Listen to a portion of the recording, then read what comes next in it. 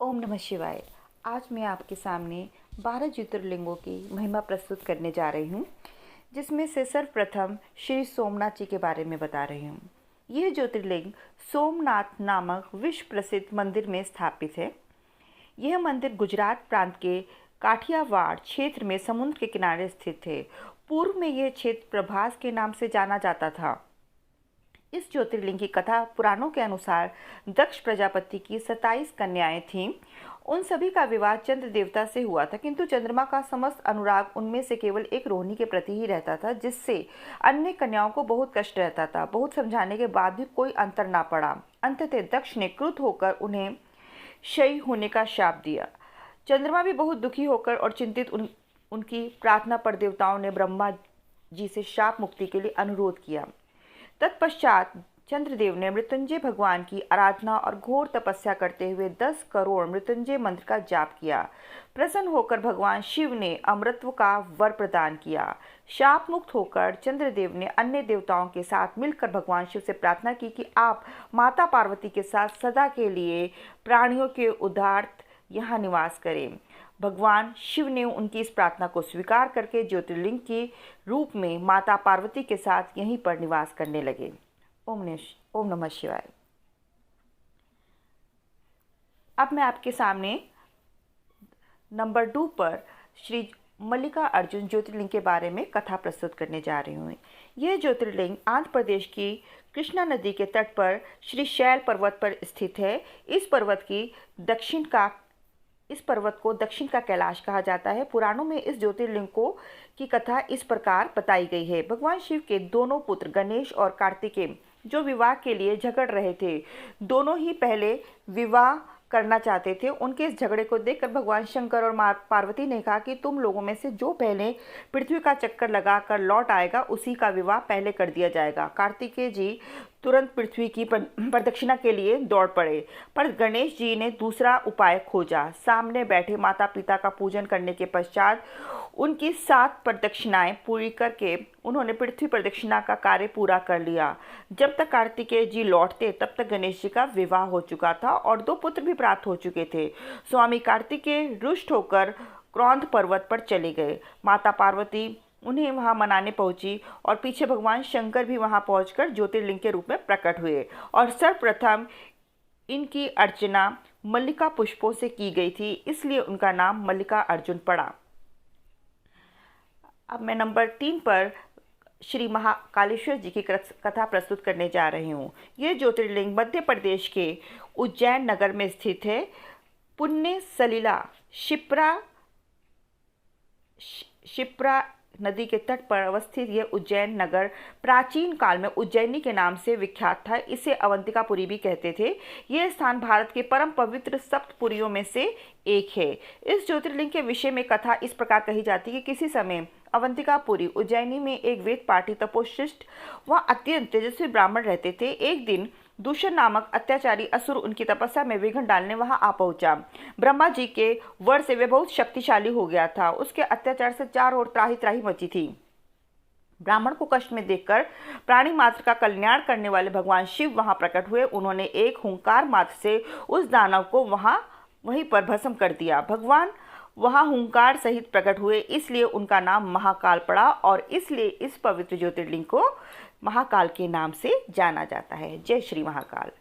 Number 4 पर मैं आपको श्री ओंकारेश्वर श्री अमलेश्वर जी की कथा प्रस्तुत करने जा रही हूँ। यह ज्योतिर्लिंग मध्य प्रदेश में पवित्र नर्मदा नदी के तट पर स्थित है। इस स्थान पर नर्मदा की 2 धाराओं के विभक्त हो जाने पर बीच में एक टापू सा बन गया है। उस टापू को मानधाता पर्वत या शिवपुरी कहते हैं। नदी की एक धारा इस पर्वत के उत्तर और दूसरी दक्षिण की ओर बहती है। दक्षिण वाली धारा की मुख्य धारा मानी जाती है। इसी मानधाता पर्वत पर श्री ओंकारेश्वर ज्योतिर्लिंग मंदिर स्थित है। पूर्व काल में महाराजा मानधाता ने इसी पर्वत पर अपनी तपस्या से भगवान शिव को प्रसन्न किया था। इसी से इस पर्वत को मानधाता पर्वत कहा जाने लगा। इस ज्योतिर्लिंग मंदिर के भीतर 2 कोठरियों से होकर जाना पड़ता है। भीतर अंधेरा होने के कारण यहाँ निरंतर प्रकाश की व्यवस्था है। ओंकारेश्वर लिंग मनुष्य निर्मित नहीं है। इस ओंकारेश्वर ज्योतिर्लिंग के 2 स्वरूप हैं। एक को अमलेश्वर के नाम से जाना जाता है। वह नर्मदा नदी के दक्षिण तट पर ओंकारेश्वर से थोड़ी दूर हटकर है।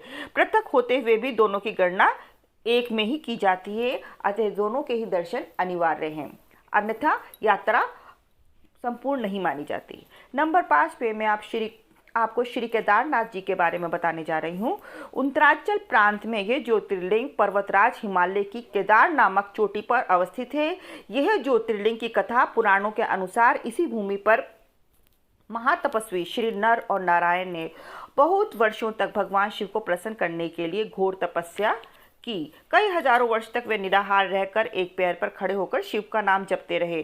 अंत में भगवान शिव उनकी कठिन साधना से प्रसन्न हो उठे। उन्होंने इन ऋषियों को दर्शन दिए। दर्शन पाने के बाद वर मांगने को कहा। इस पर ऋषियों नर व नारायण ने कहा कि भक्तों के कल्याण के लिए आप सदा सर्वदा के लिए अपने स्वरूप को यहाँ स्थापित करने की कृपा करें। उनकी प्रार्थना सुनकर भगवान शिव ने ज्योतिर्लिंग के रूप में वहाँ वास करना स्वीकार कर लिया। तभी से वहाँ भगवान शिव विराजमान हैं। नंबर 6 पर मैं आपको श्री भीमेश्वर जी की कथा प्रस्तुत कर रही हूँ। ये ज्योतिर्लिंग गुवाहाटी के पास ब्रह्मपुर पहाड़ी पर अवस्थित है। शिव पुराण में इस ज्योतिर्लिंग की कथा इस प्रकार है। भीम नामक राक्षस ने भगवान शिव के प्रिय भक्त कामरूप नरेश सुदक्षिण को सेवकों सहित बंदी बना लिया। बंदी गृह में नरेश सुदक्षिण पार्थिव शिवलिंग रखकर अर्चना कर रहे थे। उन्हें ऐसा करते देख राक्षस भीम ने उस शिवलिंग को अपने तलवार से प्रहार किया। शिवलिंग का तो कुछ भी नहीं हुआ, परंतु उसके भीतर से भगवान शिव प्रकट हो गए। उन्होंने अपने हुंकार से उस राक्षस को वहीं पर जलाकर भस्म कर दिया। तत्पश्चात ऋषि मुनि व देवगणों ने भगवान शिव की स्तुति की और लोक कल्याण हेतु इसी स्थान पर सदा निवास करने की प्रार्थना की। भगवान शिव ने उनकी प्रार्थना स्वीकार कर ली और ज्योतिर्लिंग के रूप में सदा के लिए वहां पर निवास करने लगे। उनका यह ज्योतिर्लिंग भीमेश्वर के नाम से विख्यात हुआ। ओम नमः शिवाय। अब मैं 7वें नंबर पर श्री वीरेश्वर या विश्वनाथ जी की कथा प्रस्तुत कर रही हूँ। ये ज्योतिर्लिंग उत्तर भारत की प्रसिद्ध नगरी काशी में स्थित है। इस नगरी का प्रलय काल में भी लोप नहीं हुआ। उस समय भगवान शिव अपनी वास भूमि इस पवित्र नगरी को अपने त्रिशूल पर धारण कर लेते हैं। पुराणों में इस ज्योतिर्लिंग के संबंध में कथा इस प्रकार है। भगवान शिव पार्वती के साथ विवाह कर कैलाश पर्वत जा रहे थे, लेकिन वहां पिता के घर में विवाहित जीवन बिताना पार्वती को अच्छा न लगा। एक दिन उन्होंने भगवान शिव से कहा कि आप मुझे अपने घर ले चलिए, यहाँ अच्छा नहीं लगता। सारी लड़कियां शादी के बाद पति के घर जाती हैं, मुझे पिता के घर रहना पड़ रहा है। भगवान शिव ने उनकी यह बात स्वीकार कर ली और पार्वती जी को साथ लेकर पवित्र नगरी काशी में आ गए। यहाँ आकर वे विश्वेश्वर ज्योतिर्लिंग के रूप में स्थापित हो गए और इसे विश्वनाथ जी के नाम से भी जाना जाता है। ओम नमः शिवाय। अब मैं नंबर 8 पर श्री त्र्यंबकेश्वर जी की कथा प्रस्तुत करने जा रही हूँ। ज्योतिर्लिंग महाराष्ट्र प्रांत में नासिक से 30 किलोमीटर पश्चिम में स्थित है। शिव पुराण में ज्योतिर्लिंग के संबंध में कथा है। महर्षि गौतम पर छल पूर्वक गो हत्या का आरोप लगाकर ब्राह्मणों ने निष्कासित कर दिया और पश्चाताप के लिए घोर तपस्या का मार्ग बताया। इस तपस्या के मार्ग पर चलते हुए महर्षि गौतम ने घोर तपस्या की, जिससे भगवान शिव को ने प्रसन्न होकर दर्शन दिए और उन ब्राह्मणों को दंड न देने के लिए महर्षि गौतम ने कहा कि प्रभु, उन्हीं के निमित्त से मुझे आपके दर्शन हुए हैं, उन्हें मेरा परम हितैषी समझकर उन पर क्रोध ना करें। बहुत से ऋषियों और मुनियों ने वहां एकत्र होकर गौतम की बात का अनुमोदन करते हुए भगवान शिव से सदा वहां निवास करने की प्रार्थना की। देवगणों की प्रार्थना स्वीकार कर भगवान शिव त्र्यंबकेश्वर ज्योतिर्लिंग के रूप में वहां निवास करने लगे।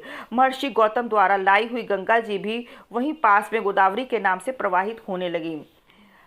ओम नमः शिवाय। अब मैं नंबर 9 पर श्री वैद्यनाथ धाम की कथा प्रस्तुत करने जा रही हूँ। श्री वैद्यनाथ धाम जी की कथा इस प्रकार है। ये ज्योतिर्लिंग बिहार प्रांत के सनवाल परगने में स्थित है। इस ज्योतिर्लिंग के विषय में कथा इस प्रकार है। राक्षस राज रावण ने हिमालय पर भगवान शिव का दर्शन प्राप्त करने के लिए घोर तपस्या की। एक एक करके उसने अपने 9 सिर काटकर शिवलिंग पर चढ़ा दिए। जब वह 10वां और यानी कि अंतिम सिर चढ़ाने के लिए उद्यत हुआ तो भगवान ने प्रकट होकर उससे वर मांगने को कहा। रावण ने वर के रूप में उस शिवलिंग को अपनी राजधानी लंका ले जाने की अनुमति मांगी। भगवान ने उसे एक शर्त पर वरदान दिया, यदि उसे रास्ते पर कहीं रख दोगे तो वही अचल हो जाएगा, फिर इसे ना उठा सकोगे। चलते चलते मार्ग में लघु शंका आने की आवश्यकता महसूस हुई। रावण ने शिवलिंग को एक अहीर के हाथ में थमाकर निवृत्ति के लिए चल पड़ा। शिवलिंग का भार अधिक महसूस होने पर अहीर उसे संभाल न सका, वहीं भूमि पर रख दिया।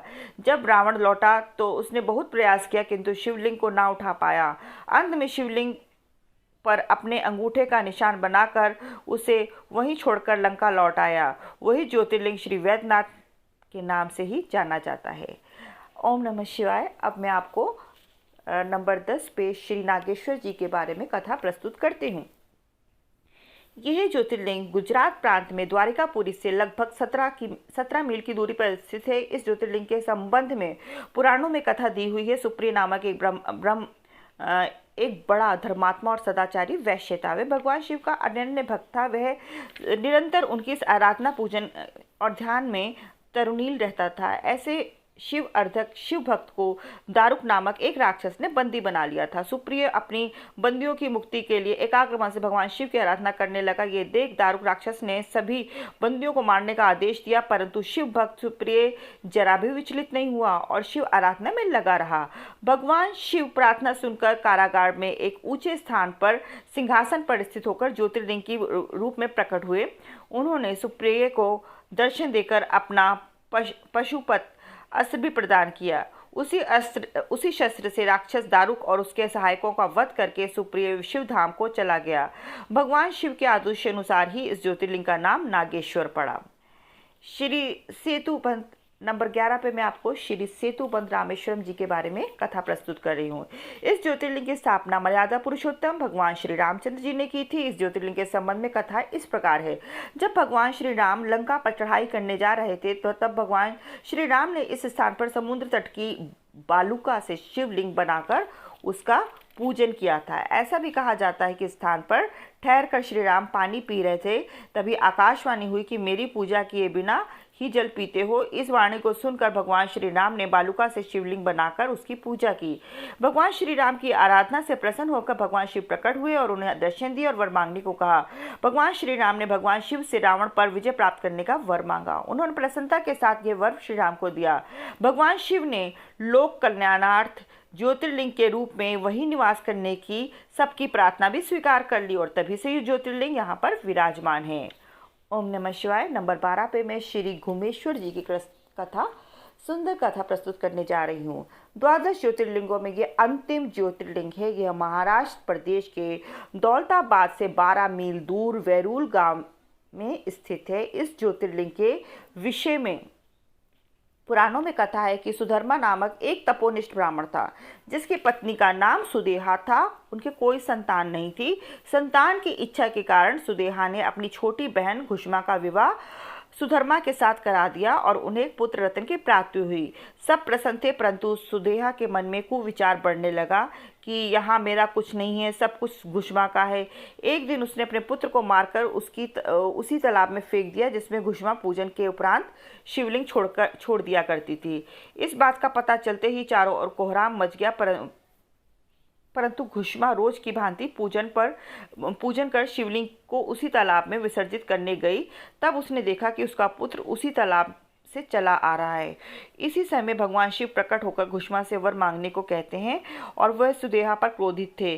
घुष्मा ने भगवान शिव से हाथ जोड़कर कहा कि यदि प्रभु आप प्रसन्न हैं तो हमारी उस अभागी बहन को क्षमा कर दें और लोक कल्याण के लिए इस स्थान पर सदा सर्वदा के लिए निवास करें। भगवान ज्योतिर्लिंग के रूप में वही निवास करने लगे। सती शिव भक्ता घुष्मा के आराध्य होने के कारण ही यहाँ घुष्मेश्वर नाम महादेव के नाम से विख्यात हुए। ओम नमः शिवाय। जय श्री महाकाल। अब मित्रों, आपसे प्रार्थना है कि आप सभी ज्योतिर्लिंग के बारे में खुद भी सुने और अपने सभी मित्रों गण में ये शेयर करें, सब्सक्राइब करें। Thank you.